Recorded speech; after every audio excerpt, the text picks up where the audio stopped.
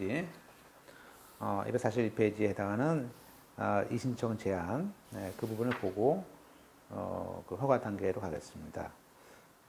우리가 이제 이신청은 이제 우리가 지금 122조에 다른 사람의 이양개인의 권리에 관한 이유로는 신청할 수 없다고 했습니다. 그래서 자기와 이양개가 없는 것들은 하지 말라 그런 얘기는 것이고요. 한 세 가지 정도. 첫째, 남을 가망성이 없는 경우에 102조 무익료 절차를 발급을 한 것은 압류 채권자라든지 우선 채권자를 보호하기 위해서 만든 것이겠죠. 따라서 이런 남을 가망성이 없다면 압류나 우선권자가 받을 게 없으니까 그런 보호 절차인데, 결국에는 이것에 대해서 채무자가 그러한 절차를 거치지 않았다라는 이유로 이신청할 수 없다죠. 또 다른 이양개인에게 매각길의 통지를 없었다는 이유로 역시 또 신청할 수 없고요. 그 법정 매각 조건에 대해서 그 변경에 대해서 합의한 이양개인은 다른 이양개인의 합의가 없다는 이유로 역시 신청할 수 없습니다. 예. 마찬가지로 이제 우리가 기출문제 보듯이 매각길 공고에 그 임대차가 없는 것처럼 잘못했을 때 이 경우에도 채무자는 여기에 대해서 이양개가 없지 않습니까? 그래서 그다음에 이제 4번에 이양개인의 그 이신청 방법과 종기인데요. 우리 법에서는 일단은 이양개인은 이신청을 말로도 할 수 있고요. 또 허가 결정이 선고되기 전까지 할 수가 있게 되고요. 만약에 이제 매각 허가 결정이 확정된 다음에 우리가 121조의 6호의 그 중대한 권리 변동 같은 것들이죠. 천연중 그런 것이 밝혀졌을 때는 우리가 매수인은 대금 낼 때까지 또 허가 취소 신청이라는 그 불복 제도가 있습니다. 이것이 앞서 얘기했던 그 117조 얘기고요. 재판은 이제 이 신청에 대해서는요, 법원에 그 이신청이 들어왔습니다. 그러면 정당하다고 인정할 때는 당연히 매각에 대한 불허가, 즉 허가하지 않는다라고 되어 있죠. 물론 그 이신청이라는 것은 이제 우리가 독립된 신청을 보지 않고요. 이런 이신청 자체가 또 정당하지 않다고 인정할 때는 그 이의 진술이 있었다라는 사실만 매각 결정 기일 조서에 기재하는 것으로 족하다. 그러니까 이 신청 자체에 대해서 별도의 응답은 필요 없고 나중에 매각 허가 결정을 선고하면 그 자체로서 이제 정당하지 않은 것이다라고 것이 나타났다는 것이겠죠. 이런 그 이 신청을 한 이양개인도 만약에 이 신청이 받아들여지지 않았을 듯합니까에 대해서는 그건 일단 매각 허가 결정이 나오고요. 거기에 대해서 즉시 항고를 할 수 있을 뿐이다. 따라서 허가에 대한 이 신청에 대해서 받아들이지 않았다고 별도의 불복 항고는 할 수 없다. 것이 판례죠. 결국에 이제 이 신청이라는 제도는 허가하기 전에 대한 것이고 허가한 후에는 즉시 항고를 하게 됩니다. 그죠? 그래서 따라서 그 허가된 다음에 즉시 항고는 그 경매법원의 상급법원인 항고법원이 하는 것이고, 이 허가에 대한 항고 결정에 대해서 불복 신청이고, 따라서 그것이 받아들이지 않았을 때는 기각을 하게 되겠죠. 물론 이 항고에 대해서 이유가 있을 때는 원결정을 취소를 하고 하게 됩니다.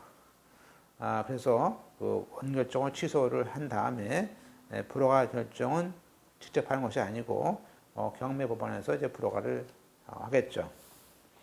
이렇게 우리가 매각기일날 이신청 허가 결정 기일날에 결국에는 7장에 보듯이 매각 허가 결정을 할 것인가, 즉 허가할 것인가 불허할 것인가에 대한 것을 우리는 매각 허가 여부의 결정이다 말합니다. 페이지 3조에 있고요. 우리가 이제 1항의 그 이신청이 정당하다고 인정하는 때에는 매각을 허가하지 않고요. 또 121조에 있는 그러한 규정한 사유가 있는 때에는 직권으로도 또 매각 허가하지 않습니다. 그래서 직권 불허가 사유고요. 또 2호라든지 3호 능력, 자격 이런 것들에 대해서는 그 능력과 세력이 흠이 제거되지 않을 때 하는 것이고, 흠이 보충되면 또 허가를 하겠죠. 116조 매각 허가 여부의 결정 선고 규정입니다. 일단 이제 우리 조문은 매각을 허가하거나 허가하지 않는 결정, 즉 허가 결정과 불허가 결정은 반드시 선고를 하도록 되어 있습니다. 그리고 이제 그러한 결정은 우리가 즉시항고 기간을 주게 되고요. 일주일이라는 기간이 두게 되고, 사망에 따라서 그 기간이 불복 기간이 지나거나 또 불복 절차가 다 끝날 때 가서야 확정되는 것이기 때문에 이 매각 허가 결정에 대해서는 확정되어야만이 효력을 가지는 결정이죠. 118조에 대한 허가 결정, 허가 결정하실 때는 그 안에 결정문 안에 매각한 부동산, 또 매수인이 누군지, 매각 가격을 적고 특별 매각 조건의 경우에도 그 조건을 반드시 기재합니다.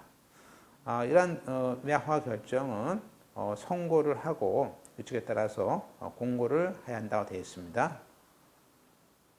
따라서 이런 그 매각 허가 결정을 이제 하는 것이 재판인데요. 그래서 거기 그 결정으로 뭐 허가를 선고한다 것들을 이제 보고 있습니다.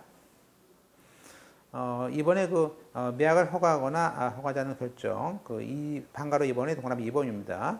허가를 하거나 허가하지 않는 결정은 선고를 하면 바로 그 자리에서 고지의 효력이 생깁니다. 그죠? 보통 결정문을 보내줘야 것인데 이건 선고로서 발생하는 것입니다. 그래서 일반적으로 결정문을 송달한 것과 다르죠. 그래서 송달을 하지 않고요. 게시판에 게시라는 공고를 합니다. 물론 확정되어야 되는 것이고요. 따라서 그 허가나 이제 불허가 결정하게 되는데, 허가에 대해서는 거기에 우리가 허가한다라고 되어 있고요. 불허가에 대해서는 이제 다음과 같은 조문, 우리가 이 신청이 정당하다고 인정할 때 불허가하고요. 직권에 대한 불허가도 있고요. 그 외에도 뭐죠? 과잉 매각이 됐을 때도 불허가 필사죠. 또 단계별로 집행 정지가 들어왔을 때도 역시 불허가 됩니다. 그래서 우리가 그 네 가지의 불허가 볼 수 있고요. 뭐 이직과정, 이신청, 직권, 과잉, 정지 결정 이렇게 보시고, 불허가 결정에 대한 사유를 좀 보면요. 우리가 이제 아까 이직 과정에서 이신청이 정당하다고 했을 때, 즉 직권의 불허가일 때, 아까 이때 직권 불허가는 것은 이제 우리가 이신청이 없더라도 판사가 민사집행법 121조의 7가지 사유를 봤어요. 그래서 이런 것이 맞았을 땐 직권으로 불허가합니다. 또 이번에 경매법원이 또 매각 불허가 결정을 했습니다.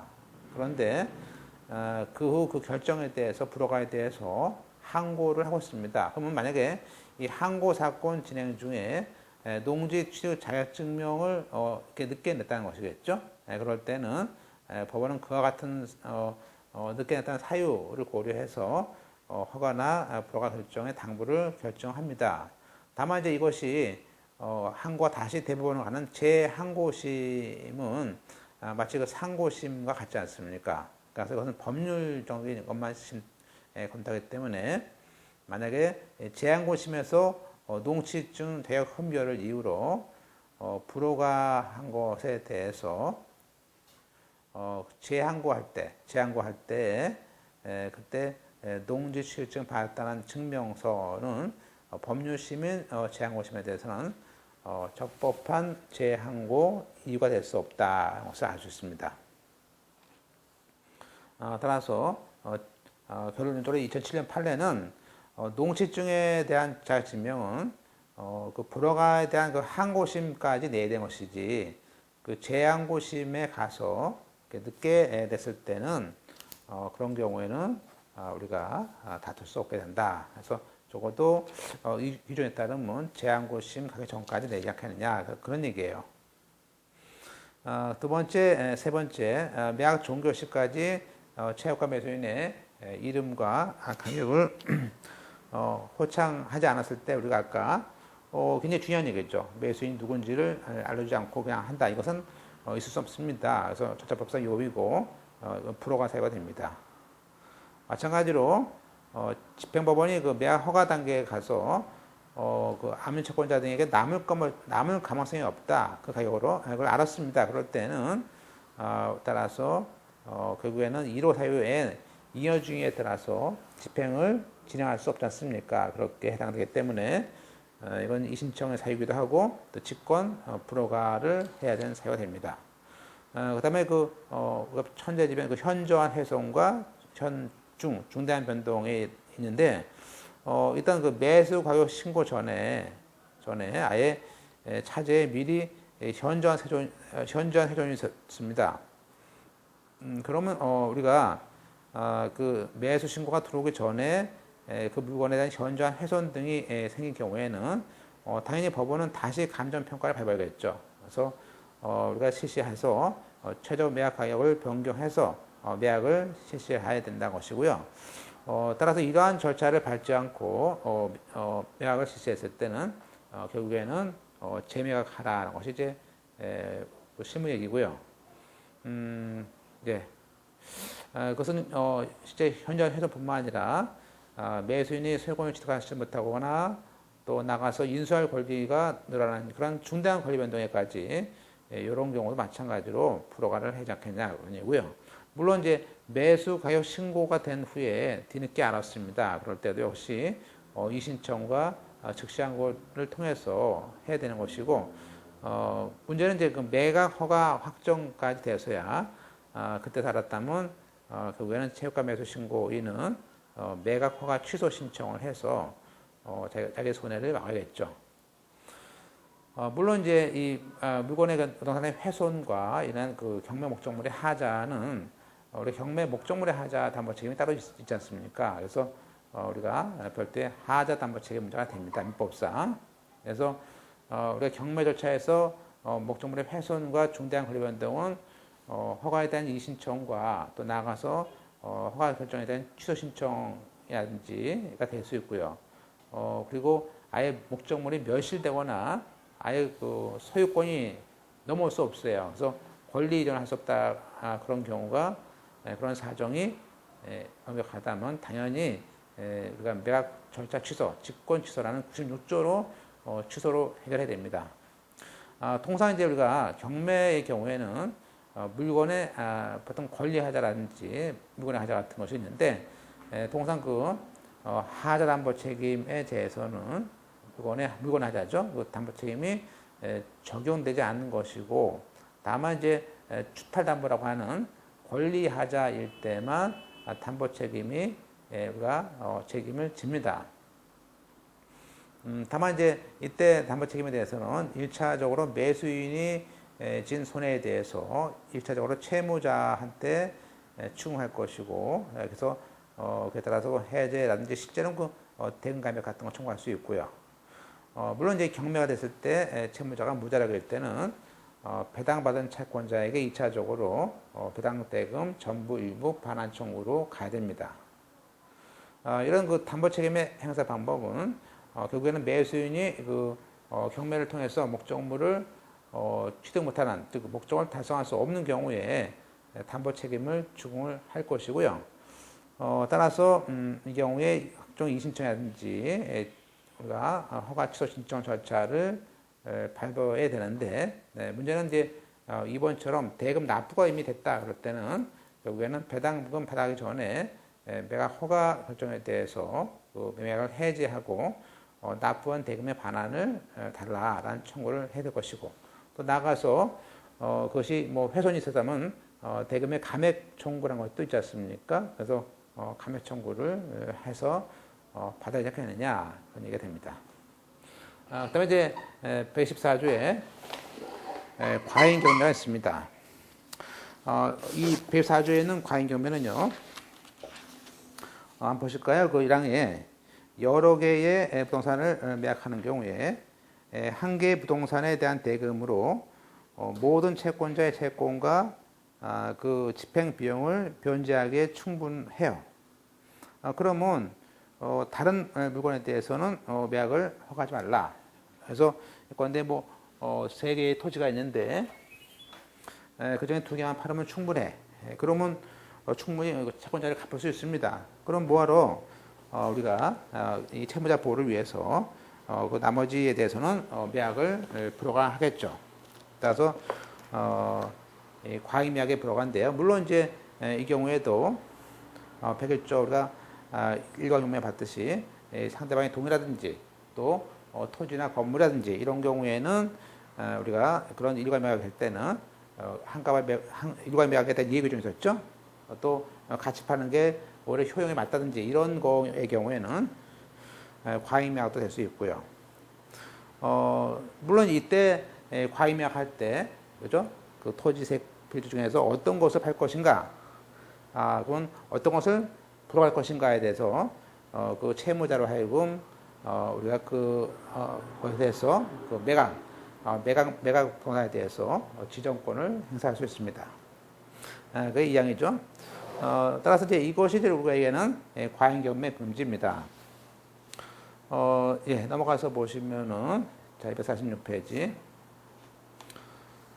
그다음에 이제 매각대금하고 결국에는 우리가 그러니까 자기 채무액을 이제 계산을 해보는 것이겠죠.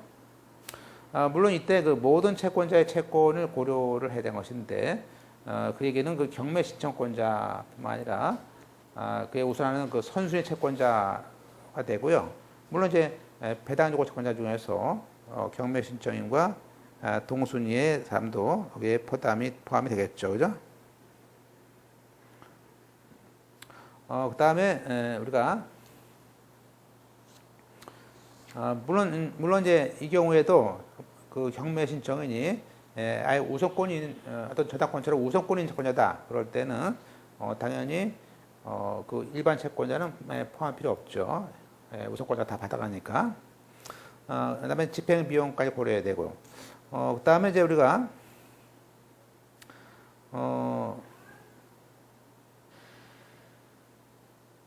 이때 집행 비용은 이제 경매 절차에 들어간 그 비용만 고려합니다. 고려하고요. 나머지에 대한 것들은 고려하지 않고, 그다음에 이 과잉 경매에는 이제 나올 수 있는 것들은 저기에 있는 박스에 있는 것들을 보실 수 있습니다. 그래서 원칙적으로 여러 개에 대해서 개별 매각과 일괄 매각도 되는데, 다만 일괄 매각할 때 우리가 봤듯이 3가지 토지와 건물을 같이 팔 때, 또 재산을 분리해서 매각했을 때 매각하면이죠. 매각하면 그 경제적 효용이 현저하게 떨어지는 경우, 또 채무자가 동의를 하는 경우, 이런 경우는 이제 우리가 그런 경우에는 과잉 경매라도 전부 할 수 있죠. 따라서 그때 답안에 그럼 과잉 경매를 했을 때 매각 허가 시까지 채무자에게 아까 어떤 것을 팔 것인가라는 그 지정권을 줍니다. 그래서 지정권에 대해서는 우리가 조문에 있듯이 있는데, 이게 규칙에 이 시적 제한이 있습니다. 그래서 이때 채무자의 매각 부동산 지정 신청서를 내게 되는데, 이때 서면으로 해야 되고, 언더라인에 보듯이 매각 허가 결정 선고 전까지 우리가 지정권을 행사해서, 그죠? 행사하면 그런 것을 허가하고 나머지는 불허하고 이렇게 하겠죠. 그래서 이것에 대한 그 종기가 있기 때문에 매각 허가 결정 선고 후에는 이를 행사할 수 없다 됐고요. 물론 아예 채무자가 지정권을 행사하지 않아요. 그러면 법원은 자유재량으로서 매각 허가할 부동산에 대해서 선택을 할 수 있습니다. 라본에 따라서 매각 해시 전에 매각 부동산에 대한 지정 신청을 낼 수 있죠. 낼 수 있습니다. 그래서 결국에 본문은 104조 본문은 매각이 실시돼서 매수 신고 있음을 전제로 하는 규정이고, 미리 매각 실시 전에 그 물건의 최저 가격하고 또 채권의 집행 비용을 고려해서 그 중에 일부 부동산을 매각해도 그 비용과 채권 등을 충분히 변제할 수 있다. 변제하면 충분하다. 라는 것이 명백한 경우에 한해서 그 부동산에 대해서만 매각을 명하고요. 지정에 대한 것들은 매각 명령을 유보를 하겠죠. 그죠? 물론 이렇게 일부 부동산에 대해서만 매각을 실시할 것인가, 전 부동산에 대해서 매각을 실시할 것인가도 법원의 재량이라는 것이 판례예요. 이런 그 과잉 경매에 대한 규정은 임의 경매 절차에도 준용이 되고 있습니다. 그럼 만약에 과잉 경매 규정에 따라서 매각을 했을 때 어떡합니까에 대해서는 즉시항고로 불벌합니다. 그래서 과잉 경매의 금지 위반해서 매각 허가 결정을 했다면 그러한 결정에 대해서 불이익을 입은 이양개인이 즉시항고를 할 수 있다는 것이고요. 그죠?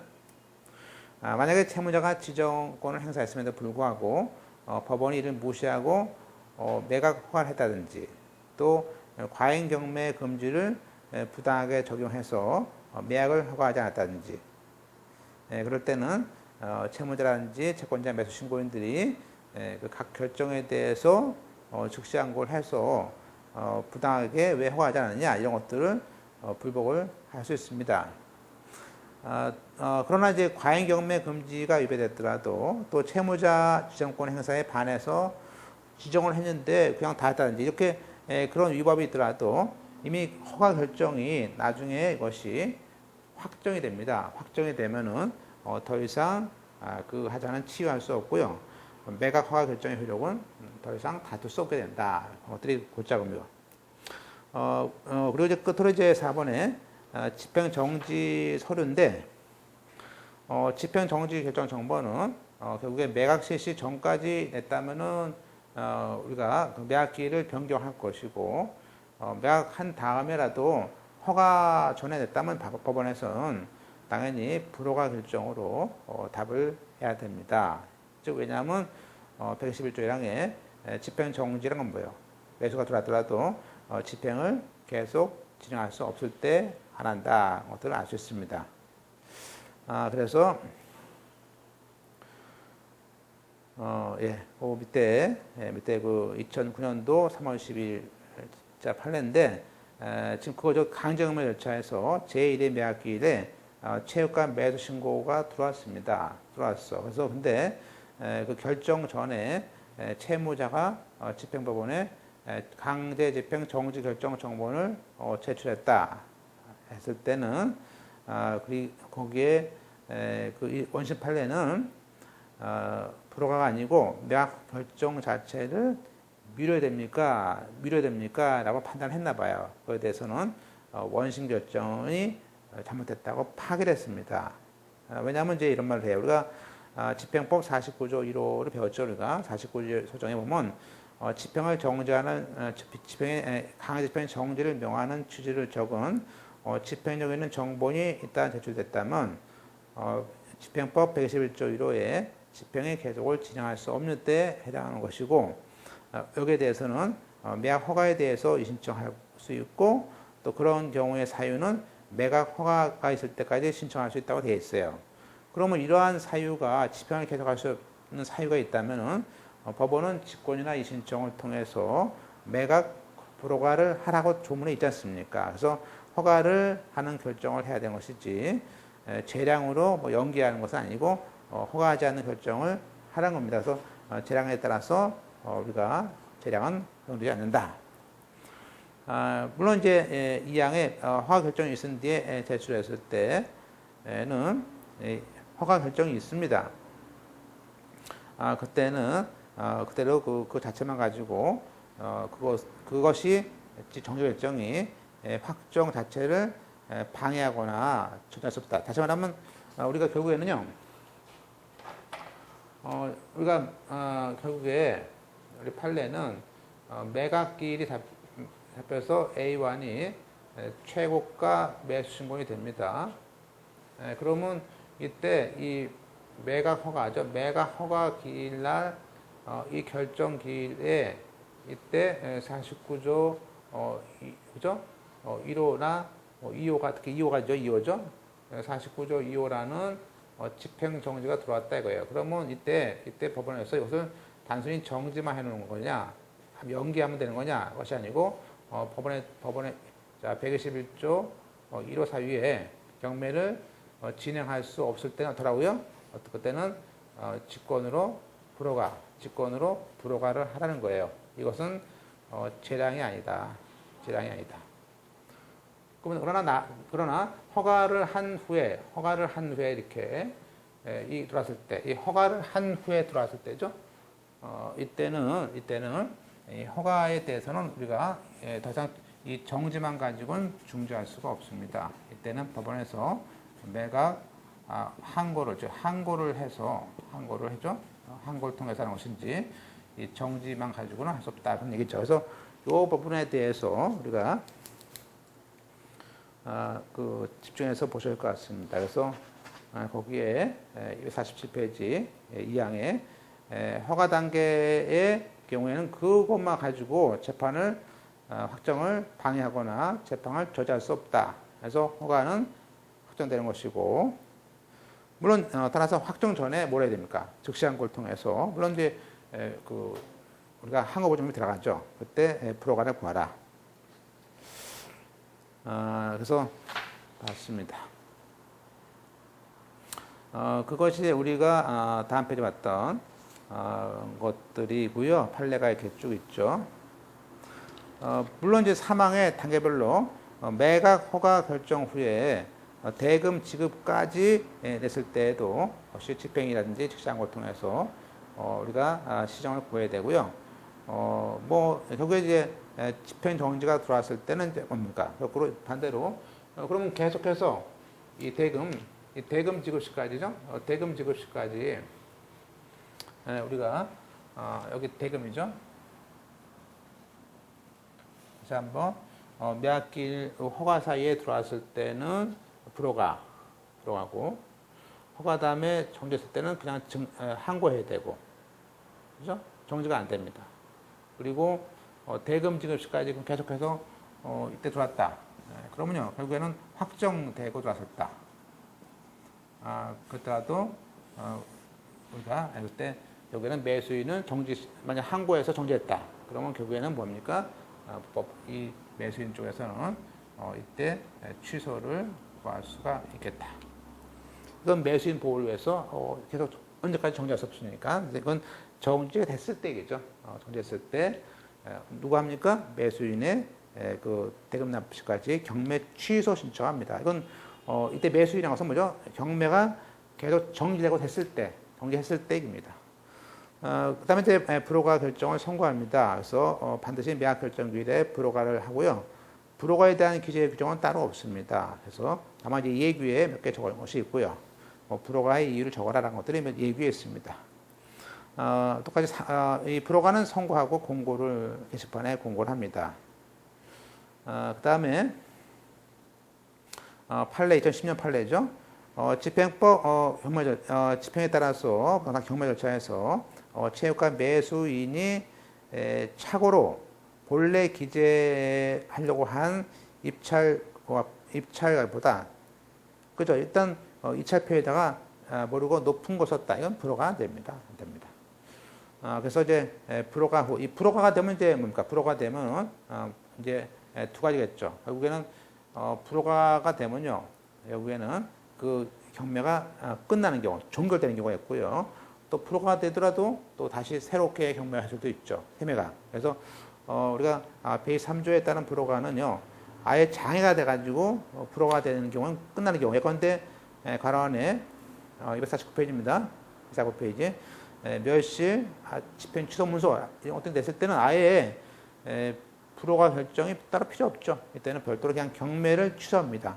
그리고 경매 신청 자체를 기약하거나 또 경매가 취소했을 때는 우리가 결국에는 그 경매 개시 결정에 대한 것을 아예 경매 개시 등기를 말소까지 해버리고 경매를 종결을 하는데 그게 아니고 예컨대 121조의 1호가 아닌 즉 경매를 완전히 취소하는 것이 아니고 이혼화 치료 같은 사유가 있다든지 단순히 집행정지가 있다가 다시 집행정지를 풀었다든지 집행정지가 실효되는 경우에는 다시 진행합니다. 그때 불허가가 된 후에는 새롭게 매각을 하는 것이고 다만 이제 그 가로 안에 새롭게 매각할 때 그 물건이 훼손됐을 때는 최저 가격을 이제 고칠 수는 있겠죠.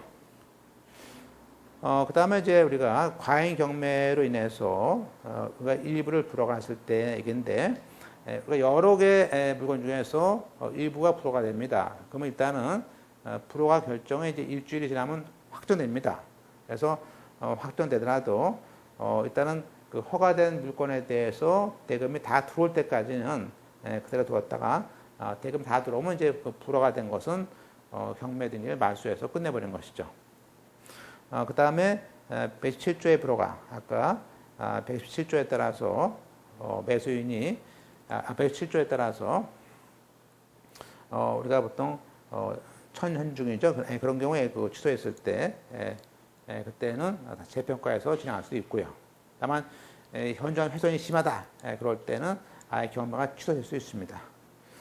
그 다음에 결국에는 그 4번에 매각 불허가가 완전히 돼버려서 더 이상 진행할 수 없다. 그러다든지 또 보완이 확정했을 때 그랬을 때는 결국에는 우리가 그 보증금을 다시 반환해줘야 되는 것이겠죠. 그죠? 그 다음에